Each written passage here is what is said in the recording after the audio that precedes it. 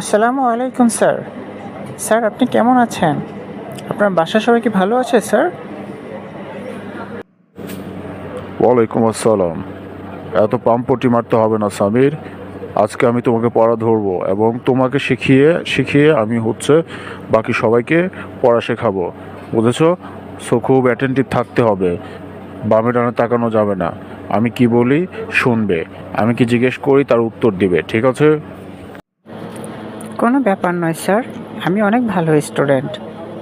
আপনি আমাকে যা যা জিজ্ঞেস করবেন আমি সব পারবো। কিন্তু আজকে একটু সমস্যা হচ্ছে। আমার এই যে পা ব্যথা, মাথা ব্যথা, আর কি ব্যথা, আর হ্যাঁ পেট ব্যথাও আছে স্যার। আজকে আমি পারবো না। আজকে আপনি অন্য কাউকে দিয়ে পড়া শেখান। আগামীকালকে আপনি আমাকে দিয়ে অন্য সবাইকে পড়া শেখাবেন। কোনো ব্যাপার নয়। না না না সামির, আজকে কোনো তাল বাহানা চলবে না। আজকে তোমাকে দিয়েই আমি পড়া শেখাবো সবাইকে, বুঝেছো? সো তোমার সব পেট ব্যথা, মাথা ব্যথা, আর কি বললে যেন, এই যে পা ব্যথা, এগুলো আমি শুনবো না। আজকে আমি তোমাকে দিয়েই সকলকে পড়া শেখাবো। তুমি রেডি হও, প্রস্তুত হও। হুম, ইস, কি যে করি এখন। ঠিক আছে স্যার, তবে আজকে আমি অসুস্থ তো। আপনি আমাকে আজকে সহজ সহজ জিনিস ধরবেন।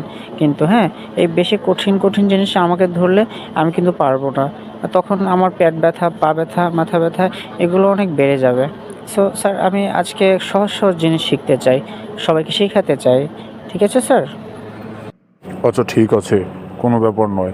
তোমাকে সবচেয়ে সহজ জিনিস আজকে শেখাবো এবং তা তুমি খুব সহজেই পারবে এবং তোমার মাধ্যমে সবাই তা খুব সহজেই শিখতে পারবে, ঠিক আছে? ঠিক আছে স্যার, আমি প্রস্তুত আছি। আচ্ছা শোনো তাহলে, আজকে আমরা ইংরেজি শিখবো।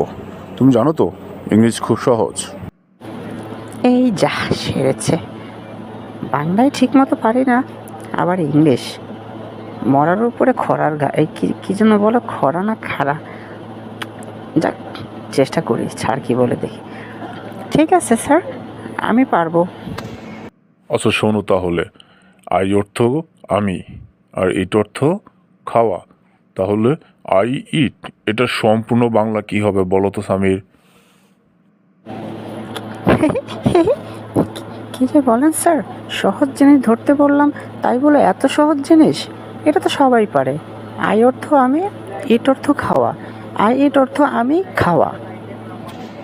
কি বললে তুমি? আই ইট মানে আমি খাওয়া? আচ্ছা বলো দেখি, আই গো মানে কি তাহলে? এটা তো আরো সহজ স্যার। আই ইট মানে আমি খাওয়া, আর আই গো মানে আমি যাওয়া। আমি খাওয়া, আমি যাওয়া, আমি যাওয়া, আমি খাওয়া। সবাই আমার সাথে বলো, আই ইট মানে আমি খাওয়া, আই গো মানে আমি যাওয়া। কি হলো বলো? এই এই এই এই না না না, কেউ সাথে বলবে না। ওর এগুলো কিছুই হয়নি সামির। তুমি নিজে পারো না, তুমি কেন অন্যকে এগুলো বলতে বলছো? আগে তুমি নিজে শেখো, তারপর তুমি অন্যকে শেখাবা, ঠিক আছে? এ মানে, না মানে, কি যে না, মানে স্যার আপনি তো নিজেই বললেন স্যার, আই অর্থ আমি আর ইট অর্থ খাওয়া। তাহলে আই ইট মানে আমি খাওয়া, আর আই গো মানে আমি যাওয়া। আই ইট আমি খাওয়া, আই গো আমি যাওয়া। স্যার এটাই তো হয়, আপনি যা বললেন আমি তো তাই বললাম। তাহলে ভুল কোথায় হলো স্যার? না সামির শোনো, তুমি বুঝতে ভুল করছো। তুমি যখন এটা আলাদা আলাদাভাবে অর্থ জানতে চাবে তখন হবে আই অর্থ আমি, ইট অর্থ খাওয়া। কিন্তু তুমি যখন এটা কোনো বাক্যে ইউজ করবে তখন হবে আই ইট অর্থ আমি খাই।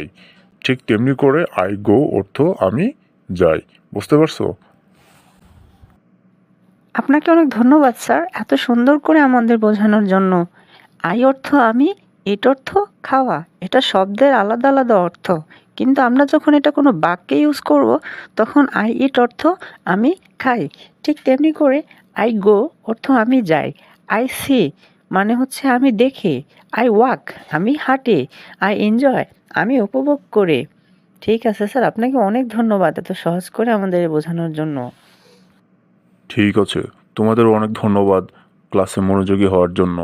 আর শোনো, তোমরা সবাই আগামীকালকে এরকম করে 20টি বাক্য তোমরা তৈরি করে নিয়ে আসবে, বুঝতে পারছো? এটা তোমাদের আগামীকালকের জন্য হোমওয়ার্ক। অবশ্যই আমি সকলের খাতায় আমি হোমওয়ার্ক দেখতে চাই। ঠিক আছে, আজকের মতো ক্লাস এখানেই শেষ। ধন্যবাদ সবাইকে।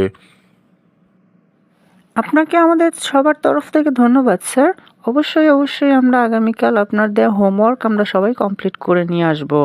ঠিক আছে স্যার, আপনাকেও ধন্যবাদ। আসসালামু আলাইকুম রহমতুল্লাহ।